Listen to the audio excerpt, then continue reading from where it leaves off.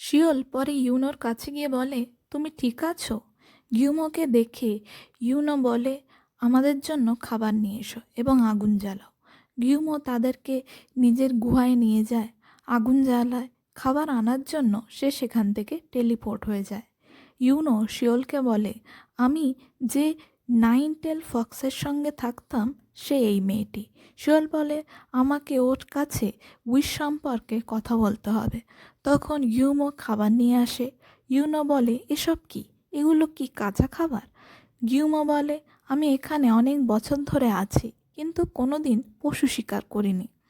তাদেরকে আমি আপন বলে মনে করি। শিওল সবজি খেতে শুরু করে।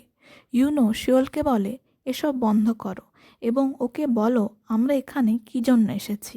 শিওল বলে, আমরা এখানে তোমাকে খুঁজতে এসেছি। ইউমো বলে, কিন্তু কেন? পরের সিনে আমরা উশুককে দেখতে পাই। সে তার ব্যাগ নিতে যাচ্ছিল, কিন্তু ব্যাগটা অদৃশ্য হয়ে যায়, আবার সঙ্গে সঙ্গে চলেও আসে। ইউসুক নিজের মনে মনে বলে, এসব কি হচ্ছে? শিওলকে কল করার চেষ্টা করে, কিন্তু তার ফোন অফ দেখাচ্ছিল।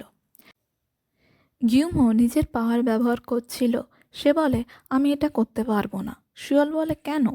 এটা আমার প্রথমবার। শিওল বলে, আরও একবার চেষ্টা করো, তুমি এটা করতে পারবে। ইউনো বলে, ও যতবারই চেষ্টা করুক ও করতে পারবে না।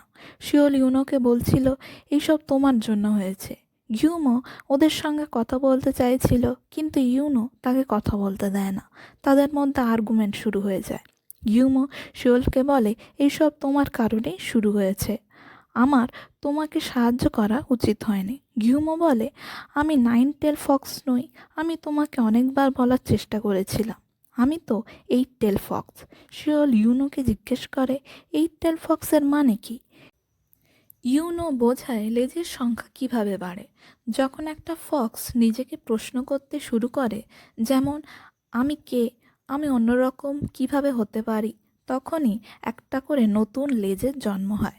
গিউমো নিজের শেষ ইচ্ছার কথা বলে যে সে মানুষ হতে চায়। সকাল হতেই ইউনো কাউকে কিছু না বলে চলে যায়। শিওল হতবাক হয়ে যায়। সে বুঝতে পারে ইউনো তার ভয় ও যন্ত্রণা থেকে পালিয়ে যাচ্ছে। শিওল ইউনোকে বলে, তোমার ওর সাথে এইভাবে কথা বলা উচিত হয়নি। পরে সিনে কি হয়েছিল তা দেখানো হয়। গিউমো বলে, আমি মানুষ হতে চাই। ইউনো তার উপর চিৎকার করে বলে, তুমি চুপ করো, না হলে আমি তোমার মুখ বন্ধ করে দেবো। আমি জানি না তুমি কার জন্য অপেক্ষা করছো, কিন্তু আমি সে নই। আমি তোমার মুখ দেখতে চাই না। শিওল বলে, তোমাকে খুব স্যাড দেখাচ্ছে, এবারে তুমি কি করবে? ইউনো বলে, কিছু এনশিয়েন্ট বুক পড়ে এই সম্বন্ধে অনুসন্ধান করতে হবে।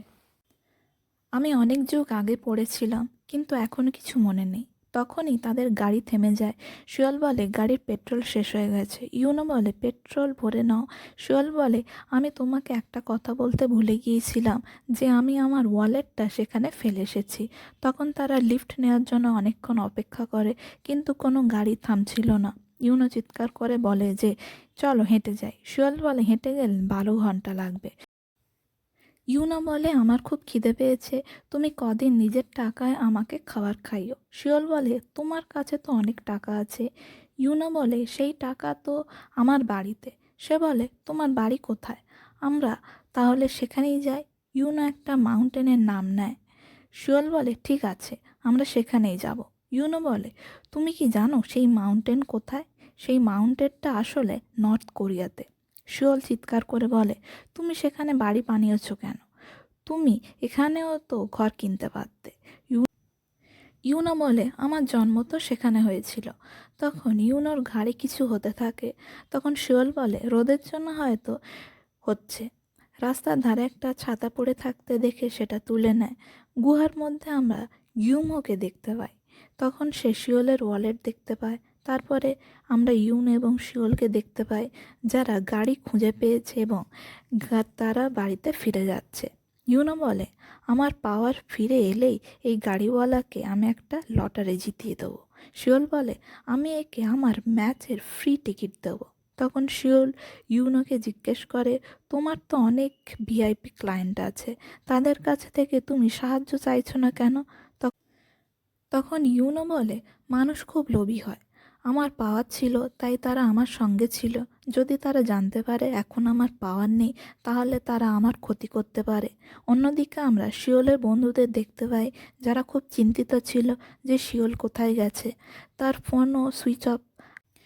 তখনই একটা ট্রাক তাদের সামনে থেকে চলে যায়, যার ভেতরে শিওল ও ইউনো ছিল। শেষমেশ তারা নিজেদের বাড়ির কাছে চলে আসে। তখনই তারা অবাক হয়ে যায় ইউশিককে দেখে। ইউশিক লন্ডন থেকে ফিরে এসেছে। তিনজনে ছাদে চলে এসে দাঁড়ায়। ইউসুক ইউনোকে দেখে বলে, তুমিও এখানে? ইউনো বলে, আমার কেন মনে হচ্ছে তুমি আমাকে দেখে খুশি হওনি? ইউসুক শিওলকে বলে, এক সপ্তাহের জন্য তোমার লাইফ আমাকে অনুভব করতে দাও।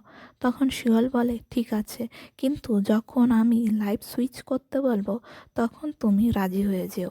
ইউসুক খুশি হয়ে শিওলকে থ্যাঙ্কস বলে। তখন গিউমো সেখানে এসে যায় এবং ইউনোকে বড় দিদি বলে ডাকে। বলে যে আমি তোমার প্রবলেমের সলিউশন পেয়ে গেছি। ইউনো ইঙ্গিত করে বলে, এখন কিছু বলো না। কিন্তু গিউমো বলে যে তুমি আবার নাইনটেল ফক্স হতে পারবে এবং তোমার বন্ধুও আবার নিজের জীবনে ফেরত যেতে পারবে। এই সিনের সঙ্গে এপিসোডও সমাপ্ত হয়।